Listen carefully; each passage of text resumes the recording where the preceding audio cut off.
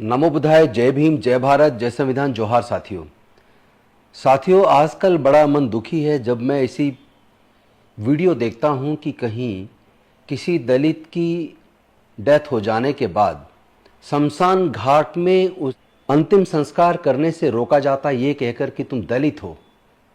तुम अलग जगह जाओ और अपना अंतिम संस्कार करो। या जब मैं ऐसी वीडियो देखता हूं कि किसी दलित को पीट पीट कर लहूलुहान कर दिया गया और फिर थूक चाटने पर मजबूर किया, या मैं ऐसी तस्वीरें देखता हूं, ऐसे वीडियोस देखता हूं जहां जूते में पेशाब करके किसी दलित को या आदिवासी को पेशाब पिलाया, या जब मैं ऐसी वीडियो देखता हूं कि किसी आदिवासी या किसी दलित के ऊपर पेशाब किया गया, या जब मैं ऐसी वीडियो देखता हूं कि किसी बच्चे को घड़ा छू लेने पर केवल जाति की वजह से उसकी हत्या कर दी गई, या जब मैं ऐसी वीडियो देखता हूं कि किसी दलित को केवल मूंछ रखने की वजह से उसकी हत्या कर दी गई, या जब मैं ऐसी वीडियो देखता हूं कि कोई घोड़ी पर बारात निकाल रहा है और दलित होने की वजह से उसकी बारात पर हमले किया जाता है, दूल्हे को पीटा जाता है, पूरे परिवार को पीटा जाता है, तो फिर मैं ये अंतर करने और समझने की कोशिश करता हूं कि उन आतंकवादियों में जो धर्म पूछकर हत्या करते हैं, जैसे पहलगाम के अंदर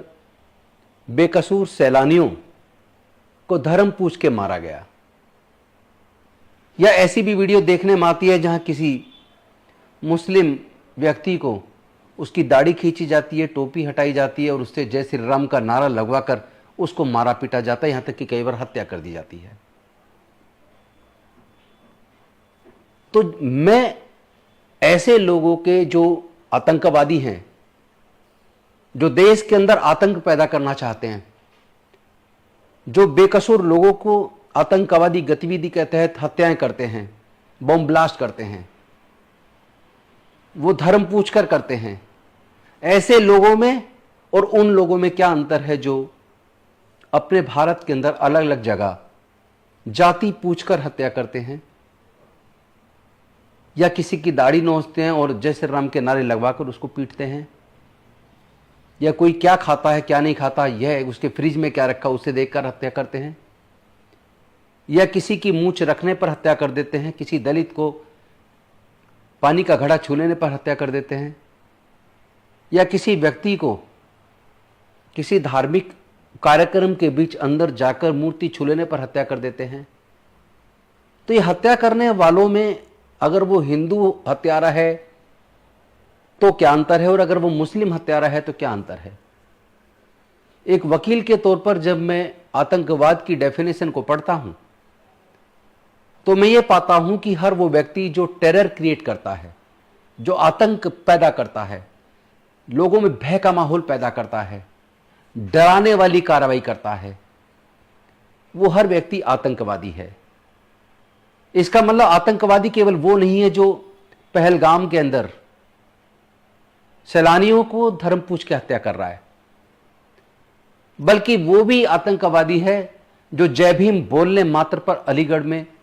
युवकों को बुरी तरीके से पीटता है, बेइज्जत करता है। मेरी नजर में वो भी आतंकवादी है जो जैसे एटा के अंदर तथागत बुद्ध की मूर्ति को तोड़ा, तो जिस तथागत बुद्ध ने पूरी दुनिया को शांति और मानवता का संदेश दिया, उनकी मूर्ति तोड़कर समाज में भय पैदा करने वाले लोग क्या आतंकवादी नहीं है। प्रयागराज के अंदर डॉक्टर बाबा साहेब अम्बेडकर की मूर्ति को तोड़कर काला कपड़ा उनको पहनाया। तो जो लोग ये बाबा साहेब अम्बेडकर जिन्होंने भारत का संविधान लिखा, जिन्होंने पूरे भारत को एक संयुक्त, एक मजबूत राष्ट्र के रूप में तैयार किया, एक आधुनिक भारत का निर्माण किया, जिन्होंने देश की महिलाओं, देश के अछूतों, देश के शूद्रों, देश की आदिवासियों के साथ साथ मजदूर और किसानों के लिए अनेकों योजना बनाई, उनके जीवन में आगे बढ़ने का रास्ता बनाया, उनकी मूर्ति को तोड़ने वाले क्या आतंकवादी नहीं है, क्योंकि पूरे समाज में वो भय पैदा करते हैं। तो आज इस पर चिंतन होना चाहिए, इस पर चर्चा भी होनी चाहिए, लेकिन साथ ही साथ मैं ऐसे लोगों को भी आगाह करना चाहता हूं, उनको भी एक सबक देना चाहता हूं जो लोग केवल ब्राह्मणों को कोसते हैं या केवल ठाकुरों को कोसते हैं। क्योंकि अगर हम ज्योतिबा फूले जी की फिल्म देखते हैं, जिस फिल्म का बहुत बड़े पैमाने पर विरोध किया गया, लेकिन उस फिल्म को देखने के बाद पता चलता है यार, ज्योतिबा फुले जी के जीवन संघर्ष को पढ़ के, सावित्रीबाई फुले जी के जीवन संघर्ष को पढ़ के पता चलता है कि उन्होंने जो महिलाओं के लिए पहला स्कूल 1 जनवरी 1848 को खोला, वो इतना आसान न था। उनको स्कूल खोलने में भी जब घर छोड़ना पड़ा अपने पिता का, उनको शरण देने वाले, उनको स्कूल खोलने में मदद करने वाले कौन लोग थे? जब उसके बारे में पढ़ेंगे तो पता लगेगा कि फातिमा शेख के भाई उस्मान शेख, जो कभी कॉलेज में ज्योतिबा फुले जी के साथ पढ़ते थे, उन्होंने और उनकी बहन फातिमा शेख ने अपने घर में ज्योतिबा फुले और सावित्रीबाई फुले को न केवल शरण दी, बल्कि महिलाओं के लिए स्कूल खोलने में और फिर दलितों के लिए स्कूल खोलने में और फिर ये 20 स्कूल खोलने में उनका बराबर सहयोग किया। तो ये भी साथ में देखने में आता, उस सहयोग के अंदर कई ब्राह्मण अध्यापक भी थे जिन्होंने उनके साथ मिलकर इन स्कूलों को चलाने में अपनी भूमिका निभाई। जब मैं डॉक्टर बाबा साहेब अम्बेडकर को पढ़ता हूं तो यह भी देखता हूं कि उसमें भी कई ब्राह्मणों ने डॉक्टर बाबा साहेब अम्बेडकर जी के साथ सामाजिक न्याय की लड़ाई में उनका साथ दिया। इसका मतलब जाति बुरी नहीं होती, हमें किसी जाति से नफरत नहीं करनी चाहिए, बल्कि हमें जातिवाद से, मनुवाद से, ब्राह्मणवाद से नफरत करनी चाहिए। स्वर्ण जाति के भी जो लोग सामाजिक न्याय की लड़ाई में हमारे कंधे से कंधा मिलाकर साथ चलते हैं या न्याय के लिए अपनी आवाज बुलंद करते हैं, हमें उनके साथ भी खड़ा होना चाहिए, क्योंकि वो हमारे साथी हैं। अभी हमने देखा नेहा सिंह राठौर, जो लगातार सरकार से सवाल करती हैं, अपने व्यंग्य के माध्यम से भी वो सरकार पर प्रश्न चिन्ह लगाती हैं, उनके खिलाफ राष्ट्रद्रोह का मुकदमा दर्ज कर दिया। ये कैसी सरकार है जो खुद तो कोई कार्रवाई कर नहीं पा रही, खुद तो दोषियों को सजा नहीं दे पा रही, अनुसूचित जाति जनजाति पे होने वाले जुल्म को नहीं रोक पा रही,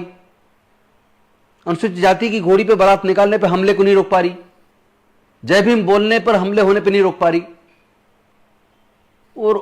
ऐसी सरकार नेहा सिंह राठौर के खिलाफ राजद्रोह का मुकदमा दर्ज कर देती क्योंकि वह सत्ता से सवाल करती हैं। ये कौन सा प्रजातंत्र है? हमने पढ़ा था संविधान के अंदर, there is rule of law in India, everybody is equal among equals, nobody is about the law. यानी यह संविधान की नजर में सब बराबर हैं और देश में कानून का शासन है और कोई भी व्यक्ति संविधान से ऊपर नहीं है, कानून से ऊपर नहीं है। तो फिर ऐसा क्यों कि कुछ लोग खुलेआम जाति पूछ कर हत्या करते हैं? मेरी नजर में जाति पूछ के हत्या करने वाला भी आतंकवादी है और धर्म पूछ के हत्या करने वाला भी आतंकवादी है।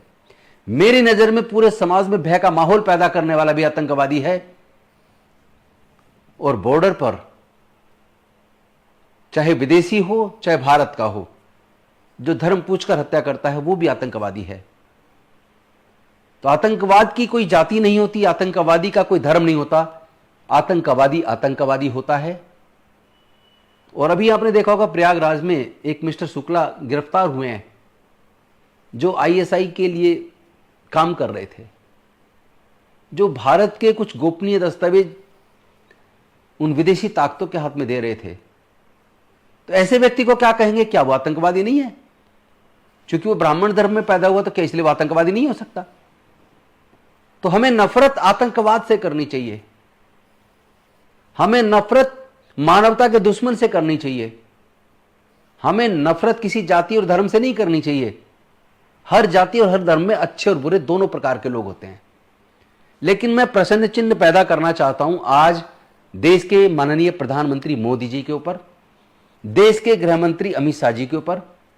और तमाम उन मुख्यमंत्रियों के ऊपर जिनकी सरकारों के चलते खुलेआम किसी की जाति या किसी धर्म की वजह से उनकी हत्या होती है या उनका अपमान किया जाता है, पेशाब पीने पर मजबूर किया जाता है, किसी के मुंह पर पेशाब कर दिया जाता है, किसी को जय भीम बोलने पर मारा जाता है। तो ये आखिर कब तक? एक तरफ आप कहते हैं एक रहेंगे तो सेफ रहेंगे, बटेंगे तो कटेंगे। तो भैया मैं ये कहना चाहता हूं, ये धर्म की रक्षा की जिम्मेदारी आप लो। और मैं अपने तमाम SC ST OBC माइनॉरिटी के लोगों से निवेदन करना चाहता हूं,